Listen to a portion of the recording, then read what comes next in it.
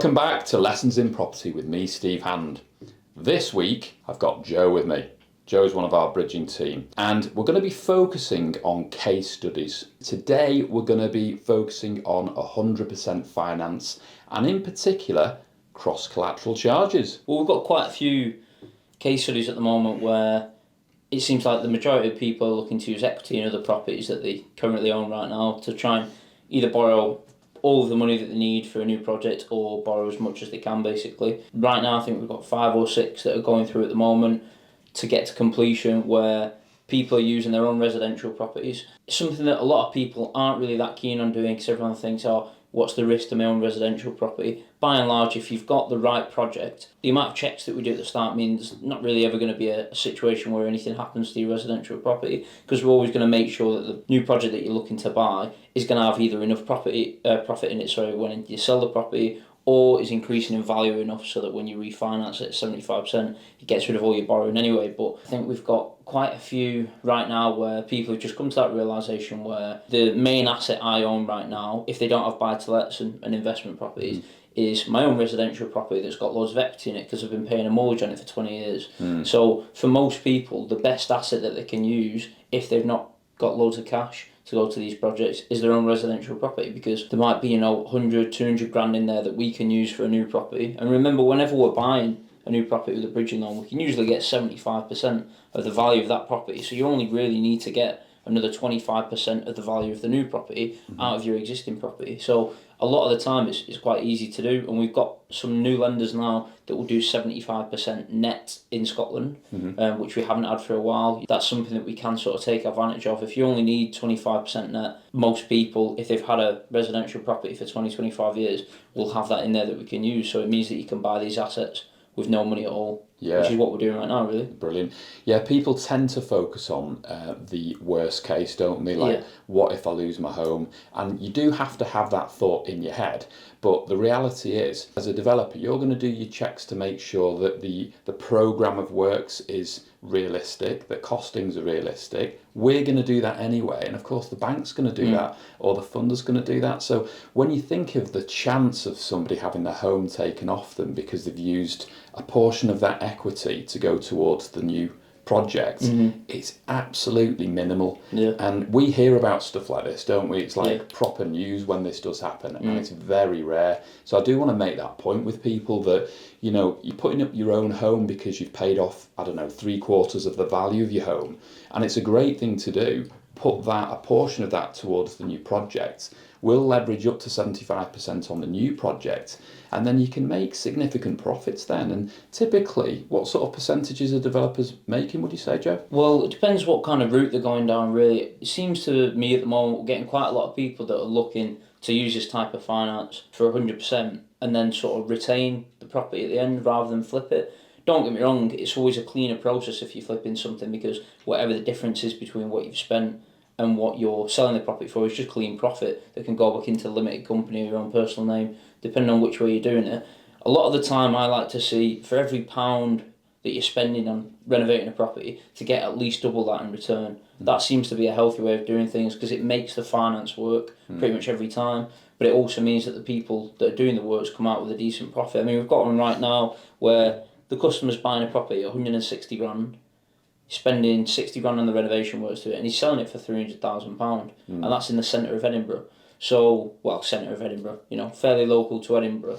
Now that's obviously quite a decent profit margin, because even taking into account the cost of finance, which in this particular situation they're only using it for 6 months, it's going to cost them about £18,000 all in if they get it done in 6 months' time. So on that project they're making 40-50 grand without really too much work. The renovation is like a medium renovation. It's nothing structural, but it's a full interior refurb, which, if you get all the people in at the same time, because remember, the lender will give you the money for the refurb anyway. A lot of people have it in their head that they need to have one type of tradesperson in for one thing, and then the next week another, and then the next week another. It doesn't make any sense when you're borrowing with bridging finance, because all of our developers that do really well in this, they will get everyone in at the same time, so that the refurb's done in 4 weeks rather than 6-7 months, which some people seem to think is okay to do with bridging finance, but it's not, because the main cost with the bridging finance, as we both know, is the interest. So you're going to get the money to do all that renovation work anyway from the lender as soon as you start it yourself. So you may as well get as many people in as possible right at the start. Get that refurb done in 4 weeks, 6 weeks maybe, because you can do a full internal refurb in that time frame, because we see it happen all the time with the people who are successful. So get everyone in at the start, get everything done, and then your profit margin's massive, because rather than paying for 12 months on a bridging loan, you're paying for 3 or 4 months, and that's not unrealistic at all. That's what all of our best developers do anyway, and they're the ones who are doing 10, 15 projects a year as opposed to doing 1 or 2 a year, which is what it seems like we have quite a lot of people that are trying to break out of that cycle of being able to do 1, 2 a year.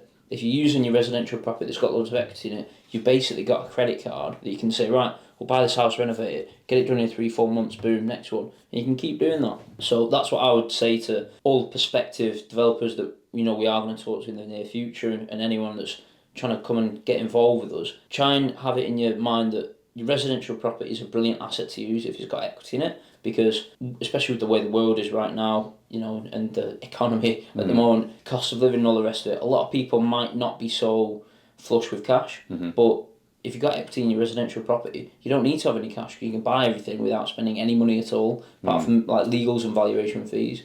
And if you've got your plan screwed down pretty well, you can get projects in and out done in 3 months' time. Just need to do it the right way, because then you've not spent any money, and then in 3 months' time you've made 50 grand. Yeah. Another 3 months you've made another 50 grand. Another 3 months, another 50 grand, or whatever, and you can maybe scale up your projects as the year goes on. But you'd want someone, if they're doing things properly, and even if they're brand new to it, you can get 4 or 5 projects done in a year and just make ridiculous amounts of profit if you do it the right way. One of the key things, of course, the key metrics to look at is the return on capital employed.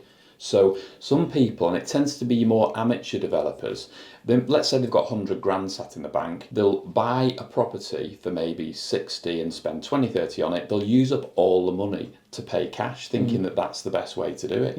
But then when you get your profit back, let's say you've used 80 grand of your own money and you get 20 grand profit back. 20 on 80 is 25%. That's your return on capital employed. Now, if you leverage that with bridging finance and development finance and get into 2 or 3 projects instead, then your return on capital employed goes through the roof. So it's about getting as much profit back on as little of your own money as possible. And an extreme example of that would be the 100% development finance products, which isn't available to everybody, granted, but to those where it's available, it's almost infinite returns, isn't it? Exactly. Because you're only really shelling out for that initial site visit fee and lender's legals, which you get back anyway. Yeah. And so you're putting in virtually no money, and the return that you get back, whether it's 10 grand, 100 grand, £1 million, it's like more or less infinite returns. So without encouraging people to get into debt, it's to just be smart with money and be smart with finance and leverage as much as you can. Yeah, and also just look at the right projects. I mean, no one likes to hear no when they ring us up, and obviously we don't like telling people no, but sometimes people come to you with a project that just doesn't work, it doesn't make any sense, Even the amount of times I've said to people, because obviously we're trying to do bridging and development finance to leverage as much as possible so that people have to have as little capital as possible. There's times when people come to me with projects and I think even if you're a cash buyer and you didn't need my help at all, this still wouldn't be a good project. Because you're not making enough of the money. It doesn't make any sense to do it. That's something that sort of reinforces the fact that as early as you possibly can when you're thinking of a project, speak to us, and then we can tell you whether we think it's a good idea or not. Because there's nothing worse than speaking to someone who's clearly spent hours and hours and weeks on trying to formulate a plan for a project, and then they speak to us and they think it's not going to work because realistically it's going to cost you this much, or you're not going to get the return, or you're not going to get the rent, whatever it might be, stuff that we may look at that the average person probably wouldn't think of because it might be their first time or it's not something that they do all the time. Definitely it would encourage everyone to speak to us as soon as they can when a project starts forming in the mind, and then we can tell them whether it's going to be a worthwhile investment for them, and then also whether bridging finance is the right thing, because sometimes it might not be. There's other types of finance that we can use. We've got plenty of customers who obviously remortgage. We can always put people in touch for secured loans and things like that, but it's always beneficial to get in touch with us as soon as possible. So then what we can do is get a plan made together, see whether it's worthwhile or not, and then it saves a lot of that person's time, and it also saves our time, just having that quick conversation at the start. Is this a yes or a no? And if so, what's the plan that we need to go towards? Because again, it might not be a situation where it's not profitable, but someone may come to us and say, oh, I want to renovate this property and keep it as a rental. And we'll say, brilliant, no problem with that. There's plenty of finance products that we can use for that. But the property may not value up enough for us to be able to clear off all the money that we've used to borrow and renovate that property. So that's why a conversation at the start will allow us to say, well, we can do this, but it will mean you are leaving X amount of money in the project, or maybe we should change it, not do it as a rental, retaining property, and just look to flip it and sell it, in which case your strategies for the build and what renovation works you're doing might change completely. So these are all the things that we need to think about right at the start, especially when you're using your own residential property, because we want it to be as cast iron as possible. Well, obviously you can't mitigate for everything, but people worry about their own residential property. So a conversation at the start will allow us to assess what we're using, what assets we've got in the background, and whether the strategy that you're looking to do will mean that at the end we clear off all the borrowing that's on your residential property, because that's what people think, oh, well, what if we don't make enough money on it? What's going to happen to my residential property? These are the things that we try and mitigate at the start, and maybe a situation where we can't clear off all the money, so at the start we need to say, well, there will be a point where we'll have to refinance your residential property to clear off the extra 10, 20, 30 grand that we're not going to get. But if the asset that you're buying is a HMO or a service accommodation, holiday let, student lets, whatever it is, if it's got a brilliant rental yield, then you think, well, chucking another 10, 20 grand on my residential mortgage is worth it because I'm getting 4 or 5 grand a month from this new project. These are the things that we need to weigh up at the start that a lot of people don't automatically think of, but because we do it every day, it's there at the front of your mind to think, well, how are we going to get off this? What's the plan? And is it worth it? Because if you're going to have to chuck another £500 a month on your residential mortgage, but you're only getting, 1.5, 2 grand.